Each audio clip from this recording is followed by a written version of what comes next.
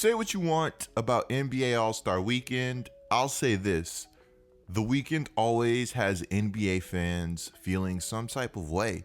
When it comes to All-Star Weekend, people either hate it or they love it. I feel like there's very few people that are in between like me and really have no strong feelings towards the weekend. Okay, you know what? Let me relax because I honestly do feel like the weekend could be a lot better.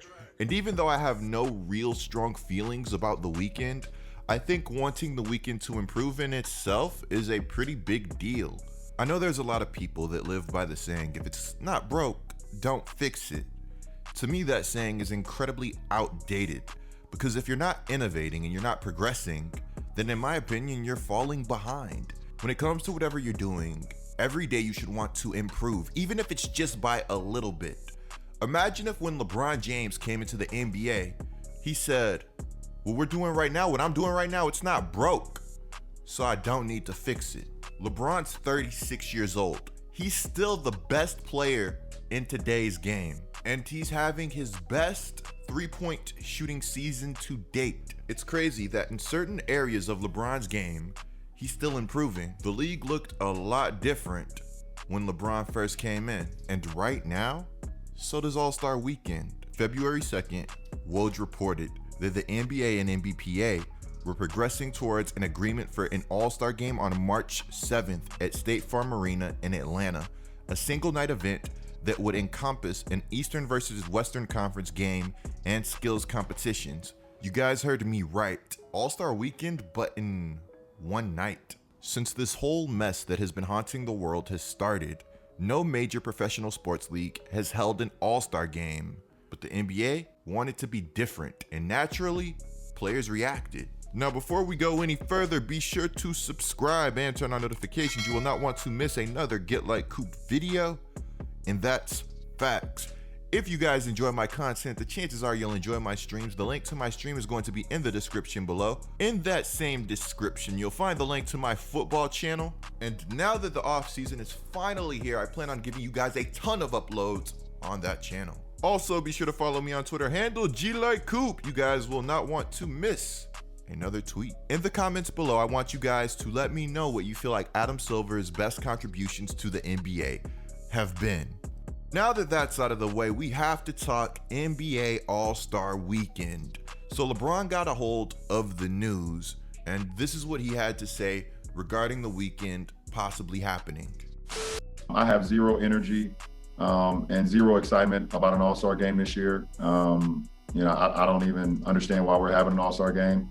But it's the agreement that the Players Association and the league came about. Short off season for myself and my teammates was 71 days.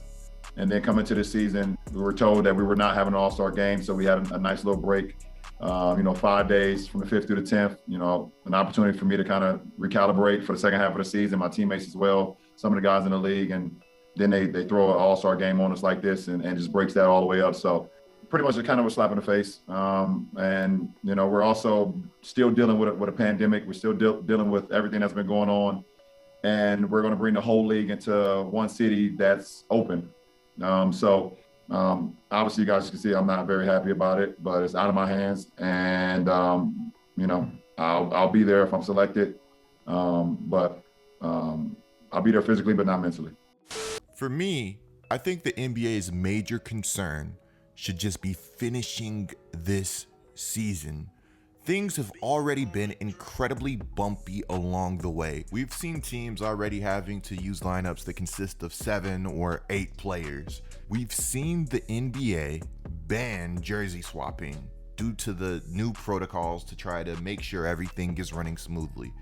I'll say this, the NBA's thought process isn't perfect, but it does seem like they're trying, even if their efforts do seem to contradict what they really want to do. Remember, the NBA was one of, if not the first league to shut everything down.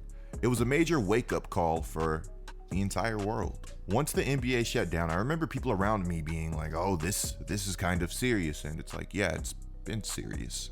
Without a doubt, this whole thing has been a mess, and it can get messier. Remember recently, Kevin Durant got yanked from a live game. He said, yo, NBA, your fans aren't dumb. You can't fool them with your whack PR tactics. The mess can definitely get messier, and Kawhi feels the same way. I mean, it is what it is at this point. I mean, we all know why we're playing it. You know, it's money on the line. It's an opportunity to make more money. But I mean, just putting money over health right now, pretty much. But yeah, I mean, we're playing games now, and it's still a pandemic. We're doing all these protocols and rules, so it doesn't really surprise me. And you can also add Giannis to that list. He's not, zero excitement, zero energy for the All-Star game. I'm the same way. I really right now don't care about the All-Star game. What I care, like, we cannot see our families. Like, I can't worry about the All-Star game. I want to see my family. You know, I want to go see my little brother in Spain. I want my brother to come see me. You know, so I'm the same way. I got zero energy, zero excitement. You know, at the end of the day, they tell us we're gonna show up. You know, we gotta do our job. I'm always doing my job. I'm always showing up, showing the right example. But at the end of the day, inside, you know, deep down, I don't want to do it. I want to get some break. The situation is really interesting because I feel like I've seen a lot of players that usually aren't the most vocal speak up, which is an awesome thing to see. I love players' voices being heard, and that's definitely something that I want more of. Kimba gave his thoughts. I'm probably not gonna be selected, so I could care less. And we all seen what Bron said, so whatever. A lot of things he says is correct, man. So you know, he feels the way he feels, and I'm probably gonna be on vacation too. Part of me wonders if the NBA really did try to push this All-Star game, would they ever give you the choice to opt in? Because I really do think it would be interesting to see how many people, how many players would opt out of this game this season. According to my homie De'Aaron Fox, apparently you get fined if you don't play in the game.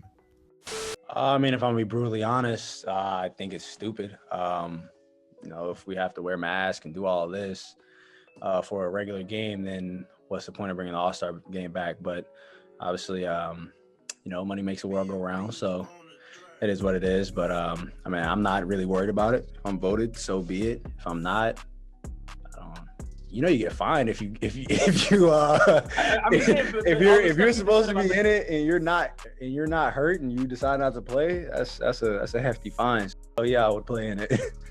Now, say what you want about Draymond Green, but I've really grown to like Draymond, and when he talks, I listen point blank. He had one of my favorite responses regarding the current landscape of the NBA. You know, I don't want to sound like just this overprivileged guy who's complaining about being able to make a living, because there's so many people who's lost their jobs, and I don't take, you know, being able to go to work for granted at all. But this season has been extremely tough, you know, whereas an NBA day normally is like maybe 4 to 6 hours, like every day right now it's like 10 to 12 hours. You kind of have these long drawn out days, and about maybe 2 hours of that is actual work time.